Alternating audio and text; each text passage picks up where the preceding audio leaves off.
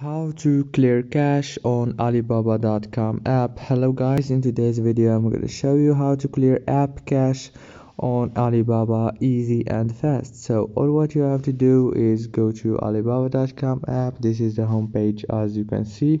Now go to my Alibaba option here down below and go to the top right here and click on the flag option.